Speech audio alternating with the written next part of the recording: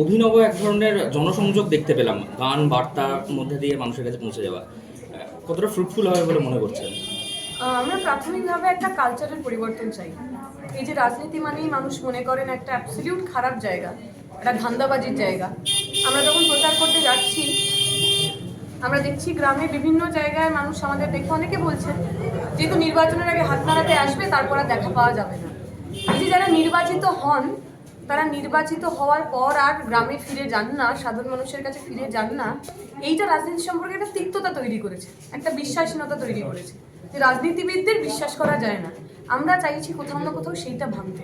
আমরা চাইছি মানুষ আমাদের প্রশ্ন করুক, যদি আমাদের কোথাও ভুল ত্রুটি হয় আমরা সেটা শুধরে নেব, কিন্তু এটা অ্যাকাউন্টেবিলিটি থাকবে, এটা পারস্পরিক কথোপকথন হোক, যেটা পশ্চিমবঙ্গে এই মুহূর্তে এই পরিসরটাই মিসিং। আমরা শুধু তো সরকার পরিবর্তনের কথা বলছি না, আমরা নীতি পরিবর্তনের কথা বলছি, সমাজ পরিবর্তনের কথা বলছি। তাই আমরা চেয়েছিলাম সংস্কৃতির পরিবর্তন, ওই কারণেই আজকে। আচ্ছা, আইএসএফ এর যে স্ট্যান্ড পয়েন্ট, তারা তো শ্রীরামপুর থেকে সরতে চাইছে না, সেক্ষেত্রে আপনারা পরবর্তীর জন্য কি ভাবছেন? দেখো, আমরা এখনো আশা করব, কমরেডদের মধ্যে কথা হচ্ছে, দুই দলেরই উচ্চ নেতৃত্ব এখনো কথা বলছেন। উইল হোপ যে সমস্ত কিছু মিটে যাবে এবং নির্বাচনের আগে আমরা ইউনাইটেড হব। আপনাকে মানে আপনার তৃণমূলের যিনি এখানের প্রার্থী কল্যাণ ব্যানার্জি, তিনি আপনাকে মিস ইউনিভার্স বলছেন, কিভাবে দেখছেন বিষয়টা? আমি তো অপেক্ষা করছি কবে উনি আমাকে মিস ইউনিভার্সের মুকুটটা দিয়ে যাবেন, কারণ উনি আমাকে মিস ইউনিভার্সের শিরোপাটা দিয়েছেন, মুকুটটা এখনো দেননি। উনি যদি ওই মুকুটটা দিতে আসেন, তাহলে আমার সাংসদের সঙ্গে বিগত 15 বছরের প্রথমবার আমার দেখা হবে, সেটাই বা কম পাওনা। মিস মিস ইউনিভার্স বলতে সাধারণত যেটা বোঝায় যে একজন মানে বিশ্ব সুন্দরী, সেক্ষেত্রে দাঁড়িয়ে কি এটা কোথাও গিয়ে মানে কোনো মহিলাকে অসম্মানজনক করে কথা বলা? দেখো, আমার সেটা ডিপেন্ড করবে উনি কথাটা কখন বলেছেন। যদি সন্ধেবেলা 7টার পরে বলেন, তাহলে উনি এত কিছু ভেবে বলেননি, উনি ওনার মুডেই বলেছেন। 7টার আগে বললে তাহলে হয়তো অন্য কিছু, এখন সেই সময়টা আমাদের জানতে হবে 7টার আগে না পরে। আচ্ছা, মানে উত্তরপাড়া শ্রীরামপুরের উন্নয়ন নিয়ে কথা বলছিলেন, শ্রীরামপুর লোকসভা, সেখানে হিনমোটর একটা ফ্যাক্টর, সেটাকে কিভাবে দেখছেন? আমাদের খুব স্পষ্ট দাবি ছিল, হিন্দমোটর কারখানার যে কর্মচারীরা, যে কর্মীরা, যে শ্রমিকরা, তাদের যা প্রাপ্য, তাদের যা বকেয়া, সেটা মিটিয়ে দিতে হবে। এবং একই সঙ্গে হিন্দমোটরের মতো একটা এরকম রিনাউন্ড একটা কোম্পানি, যেটা সারা বিশ্বে যার নাম ছিল, যারা স্বয়ংসম্পূর্ণভাবে গাড়ি বানাতে পারতেন, সেটার মডার্নাইজেশন করে সেই কারখানাটা চালু করা আমাদের প্রাথমিক দায় ছিল, দাবি ছিল। যতদিন পর্যন্ত বামপন্থী সরকার ছিল, নানা ধরনের জটিলতা, নানা ধরনের সমস্যা ছিল, কিন্তু হিন্দমোটরকে বন্ধ করতে হয়নি। তৃণমূল সরকার আসার পর ওই কারখানাটা বন্ধ হয়েছে। পূর্ণেন্দু বসু সেই সময় মন্ত্রী ছিলেন, যদি আমি ভুল না করি। এবং এখন হিন্দমোটরের ওই জমিতে যেভাবে জমি মাফিয়ারা তারা আর কি ওখানে ব্যবসা করছে, যেভাবে ওই হিন্দমোটর কারখানার পিছনের যে ভেড়িগুলো, যেখানে সাধারণ মানুষ চাষবাস করতে নিজেদের মতো করে লিজ নিয়ে, সেইটা যে তৃণমূলের নেতারা একেবারে তাদের কবজায় করে নিয়েছেন।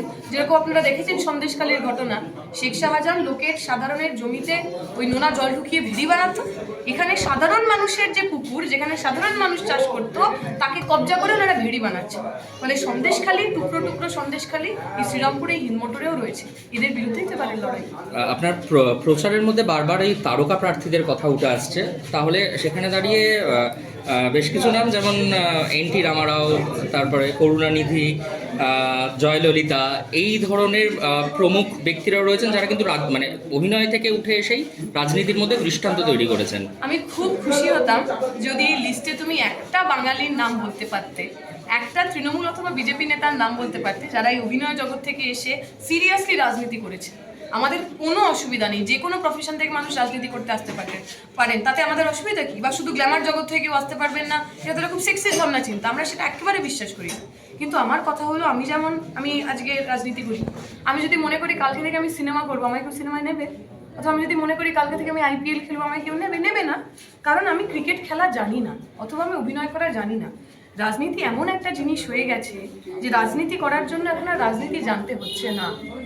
আমি আমার সফল ক্রিকেটার হতে পারি, ব্যর্থ আমি সিনেমা আর্টিস্ট হতে পারি, যদি আমার দিদি দাদার সাথে সেটিং থাকে আমি টুক করে রাজনীতিবিদ হয়ে যাব, আমি টিকিট পেয়ে যাব। আমাদের সমস্যাটা এখানে, রাজনীতি থেকে রাজনীতি সরিয়ে আনার যে প্রচেষ্টা, গ্ল্যামারের নাম করে রাজনীতির ইস্যু এজেন্ডা থেকে রাজনীতিকে সরিয়ে নেওয়ার যে প্রচেষ্টা, আমাদের সমস্যা সেখানে।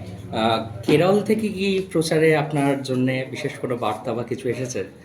কমরেডরা খোঁজ নিচ্ছেন, কমরেডরা নিজেরা, বহু কমরেড আমি প্রতি ইনস্টাগ্রামে দেখাতে পারি, তারা নিজেরাই পোস্টার বানাচ্ছেন, আমাকে পাঠাচ্ছেন। খুব মজার ব্যাপার হলো ওরা ইউজুয়ালি ইংরাজিতে বানায়, ওরা কারোর কাছ থেকে দীপশিতা ধর শ্রীরামপুরকে ভোট দিন এইটা বাংলা ফন্টটা শিখেছেন। এবং আমি দেখছি ওই একই ফন্টে অ্যাটলিস্ট 50টা পোস্টার আমার কাছে এসছে, যেখানে হয়তো পোস্টার ডিজাইনটা আলাদা কিন্তু ওই ফন্টটা একই। ফলে তারা খুব এক্সাইটেড। আমার বহু বন্ধুরা, সহকর্মীরা, কমরেডরা রয়েছে, তাদের মতো করে সাহায্য করছেন। অবশ্যই কিছু মানুষ আসবেন আমাদের হয়ে প্রচার করতে, কেউ হয়তো ভার্চুয়ালি আসবেন, কেউ শারীরিক। অভিমন্যুদাকে কি আমরা দেখতে পাবো আপনার প্রচারে? অভিমন্যুদাকে কি আমরা দেখতে পাবো আপনার প্রচারে? অনেক দাদারা রয়েছে, অনেক ভাইয়েরা রয়েছে, আর দাদা যারা আমার প্রচারে আসতে চান সবাইকে আমরা স্বাগত জানাচ্ছি। ঠিক আছে, থ্যাংক ইউ। চালান যে মানুষগুলো শ্রমদান করেছে তাদের প্রাপ্যটা মিটিয়ে দিই। আমরা দেখলাম হিন্দমোটর বন্ধ হয়েছে তৃণমূলের সময়, সেই সময়ের যিনি শিল্পমন্ত্রী ছিলেন তার নাম কি? পূর্ণেন্দু বসু। তার বাড়ি কোথায়? এই উত্তরপাড়া, এই আমাদের শ্রীরামপুর এলাকায়। এই প্রশ্ন তো আমাদের তৃণমূলকে করতে হবে। আজকে আপনি যা কিছু হলেই 34 বছর দেখাবেন, আর এই 11 থেকে 14, 11 থেকে 24, সেই এতগুলো বছর আপনারা যখন রাজ্যের দায়িত্বে ছিলেন, আপনারা যখন রাজ্যের অভিভাবক, আপনারা শিল্পের জন্য কি করেছেন? আজকে যেভাবে হিন্দমোটরের জমি ওই জমি মাফিয়াদের হাতে ছেড়ে দেওয়া হচ্ছে, সেই প্রশ্নের উত্তর কে দেবে? আমরা দেবো নাকি যারা এখন শাসনে রয়েছেন তারা দেবে? আমরা স্পষ্ট কথা বলছি, আমাদের সময় একটা পলিসি ছিল, বন্ধ কারখানার জমিতে, বন্ধ কারখানা নয়, বন্ধ কারখানার জমিতে নতুন কারখানা করতে হবে। আইদার আপনি কারখানা খুলুন অথবা ওই কারখানার জমিতে নতুন কারখানা করে তুলুন। এখনো আমাদের সেটাই ডিমান্ড থাকবে, সেই দাবি থাকবে। আমার প্রজন্মের ছেলেমেয়েরা, আমরা সবাই জানি যে শিক্ষিত বেকার যুবক তারা কেউ কলকাতায় থাকে না। আমার বেশিরভাগ বন্ধুরা কেউ আর কলকাতায় নেই, যাদের সাথে আমি স্কুলে একসময় পড়েছি। কাজের জন্য পেটের দায় কেউ ব্যাঙ্গালোরে থাকে, কেউ হায়দ্রাবাদে থাকে। এখানে অভিভাবকরা আছেন, তারা জানেন 30 বছর, 32 বছর, 34 বছরের কটা ছেলে মেয়ে এই এলাকায় এখন আর রয়েছে? কেউ নেই, বাইরে যেতে বাধ্য হয়েছে। আমরা চাই কারখানা হোক। আমি বলছি আমার ব্যক্তিগত ইন্টারেস্ট রয়েছে, যদি পশ্চিমবঙ্গে শিল্প হয়, আমার মতো, আমার সহপাঠীরা, আমার বন্ধুরা, তারা আমার এই রাজ্যে ফিরে আসবে। ওদের জন্য কারখানা করতে হবে, আমার প্রজন্মের জন্য কারখানা করতে হবে। আমাদের যদি সাধারণ মানুষ আশীর্বাদ দেন, সমর্থন করেন, শ্রীরামপুরের বুকে নতুন কারখানা নিয়ে আসার জন্য আমরা লড়ে নেব।